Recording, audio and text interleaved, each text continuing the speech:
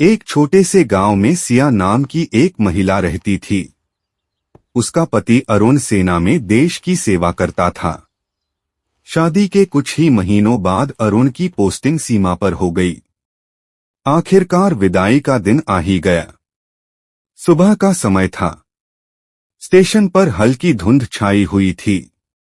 सिया की आंखों में आंसू थे, लेकिन चेहरे पर गर्व भी था। अरुण ने उसका हाथ थामकर कहा, मैं जल्दी लौटूंगा, तुम मेरा इंतजार करना। सिया मुस्कुराई, मैं हर शाम दिया जलाकर तुम्हारी राह देखूंगी। ट्रेन चल पड़ी और सिया की प्रतीक्षा की कहानी शुरू हुई। गांव में लोग अपने अपने काम में व्यस्त रहते, लेकिन सिया की दिनचर्या एक ही थी।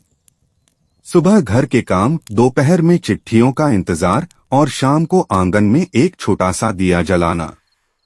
चाहे तपती गर्मी का मौसम हो या फिर घनघोर बरसात क्यों ना हो रही हो या फिर कड़ाके की ठंड ही क्यों ना पड़ रही हो, सिया ने कभी भी दिया जलाना नहीं छोड़ा। वह दिया सिर्फ रोशनी नहीं था, बल्कि उसकी उम्मीद थी। हर हवा के झोंके के साथ उसे लगता, शायद आज अरुण का संदेश आएगा। समय बीतता गया। कुछ लोग ताना मारते, कब तक इंतजार करोगी? सिया शांत स्वर में कहती, जब तक सांस है तब तक विश्वास है।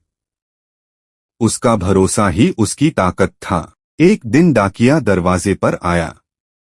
सिया, तुम्हारे लिए चिट्ठी आई है। सिया के हाथ कांपने लगे। उसने चिट्ठी खोली। अरुण ने लिखा था, मैं ठीक हूं। तुम्हारे जलाए हुए दिए की रोशनी मुझे यहां भी महसूस होती है। उसकी आंखों से आंसू बह निकले, लेकिन इस बार वे खुशी के थे। कई महीनों बाद एक शाम जब सिया दिया जला रही थी, उसने पीछे से आवाज सुनी, क्या आज भी मेरा इंतजार है? वह मुड़ी। सामने अरुण खड़ा था। सिया की प्रतीक्षा पूरी हुई। नैतिक शिक्षा। सच्चा प्रेम सिर्फ साथ रहने का नाम नहीं, बल्कि विश्वास और प्रतीक्षा की शक्ति का नाम है।